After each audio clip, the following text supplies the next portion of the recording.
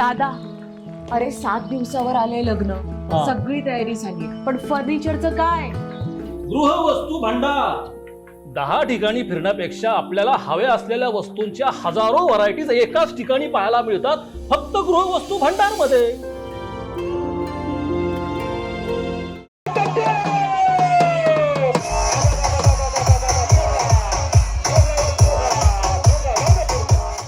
संगमनेर तालुक्यातील मालुंचे या ठिकाणी आज 1 एप्रिलला खंडोबा यात्रेनिमित्तानं दुपारी 3 वाजता भव्य बैलगाडा शर्यतीचं आयोजन केलं गेलं.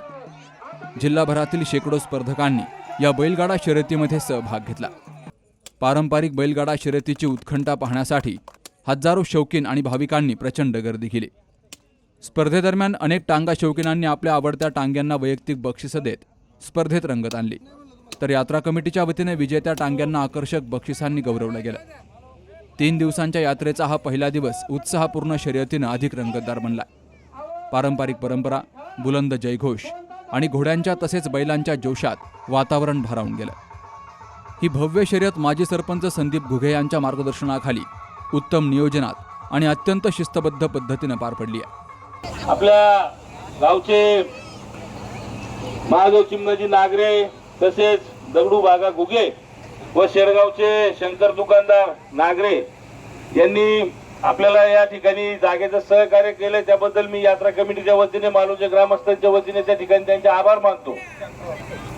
व ज्या ट्रॅक्टरवाल्याने आपल्याला पाठी बनवून दिली, युवराज बुरकुल, त्याचाही या ठिकाणी मी आभार मानतो यात्रा कमिटीच्या वतीने. आज या ठिकाणी अतिशय उत्साहात आपण हा खेळ सुरू केलेला आहे आणि काही या खेळाचे नियम राहतील. जसे मागच्या वर्षी नियम काही आपण केले होते की इथून एकदा हे ठरवलं, बिल्ला ठरवला की ही गाडी आणि या दुसऱ्या गाडीचं एवढ्याला लागलेलं आहे, ते पुकारलं जाईल आणि त्या गाड्या खाली जाऊन त्याला तो खेळच त्या ठिकाणी करावा लागणार आहे. आणि एकदा इथं पंचांनी निर्णय घेतला तर पुन्हा घोडा मालक किंवा बैलगाडा मालक हे दोन्ही या ठिकाणी वाद घालत बसतात की आम्हाला खालची बाजू आणि वरची बाजू. तर खालची बाजू आणि वरची बाजू या दोन्ही बाजू काही न धरता ज्या बाजूने आपल्याला खेळ करायचा असेल तो खेळ करून घेणं महत्वाचं राहील. उशीर होतो आणि वेळ जास्त निघून जातो आणि लांबून आपल्याकडे बैलगाडा मालक या ठिकाणी उत्साहाने आलेले आहेत, त्यांचा खेळ त्या ठिकाणी रखडला जातो. आणि या ठिकाणी बैलगाडा शर्यत पाहण्यासाठी मोठ्या संख्येने या ठिकाणी बैलगाडा प्रेमी उपस्थित आहे, त्यांची निराशा या ठिकाणी होते. तर आजच्या या कार्यक्रमानिमित्ताने मी सांगू इच्छितो की एकदा इथून पंचांनी सांगितलं की तुमची गाडी लागलेली आहे तर तो खेळ करणे आणि आपल्या गावातील काही तरुण त्या ठिकाणी जी गाडी येईल त्या गाडीवर गुलाल टाकणे, त्या गाडीचा जो हाक्या असेल, लक्षात घ्या चांगल्या व्यवस्थित, बैलगाडा मालक आणि घोडा मालकांना ही सूचना आहे की जो हाक्या असेल गाडी मालकाकडे नाही, गाडीच्या सोबत असणारे एक घोडा आणि 100 लोक एका घोड्या सोबत राहतात, ते लोक सगळे मालक होतात. पण या ठिकाणी जो हाक्या असेल त्या हाक्याला या ठिकाणी बोलून त्या हाक्याला जो इनाम दिला जाईल, गाडी मालकाच्या हातात इनाम दिला जाणार नाही, ही सूचना या ठिकाणी यात्रा कमिटीच्या वतीने देण्यात येते.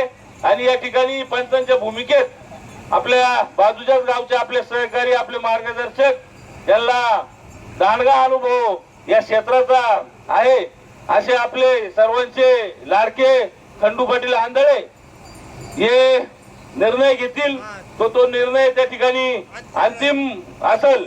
त्यांनी निर्णय घेताना व्यवस्थितरित्या या ठिकाणी घ्यावा, कारण की आपल्याला पाहत आणि आज पंचक्रोशीतील सर्व खेळाडू या ठिकाणी आलेले आहेत, त्यांनाही काही वेगळं वाटलं नाही पाहिजे आणि जेणेकरून गावाचं नाव मोठं झालं पाहिजे या दृष्टीने निर्णय आपण त्या ठिकाणी घ्यायचा आहे. गावातले 2 पंच म्हणून गाड्या सोडायला पुढे जायचं, नियम कायदा ध्यानात घ्या. टांग्यात कोणाला लागलं पंच कमिटी जबाबदार राहणार नाही.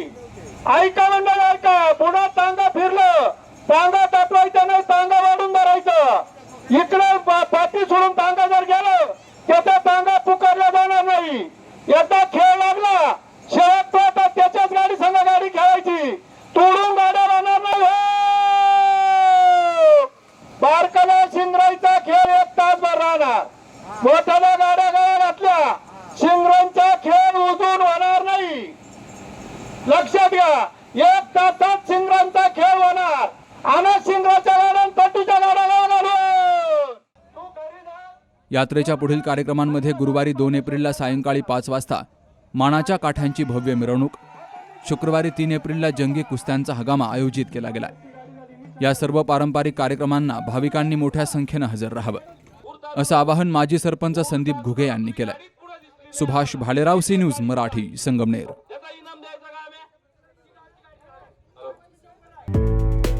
डॉक्टर पावसे अर्धांगवायू पुनर्वसन आणि निसर्गोपचार केंद्र.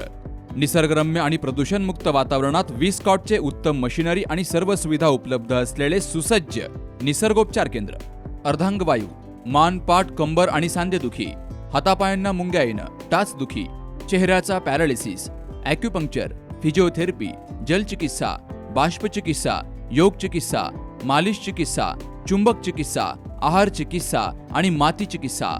संपर्क डॉक्टर रमेश पावसे, ठिकाण हिवरगाव पावसा, रायतेवाडी रोड, तालुका संगमनेर. संपर्क 96 23 25 67 22.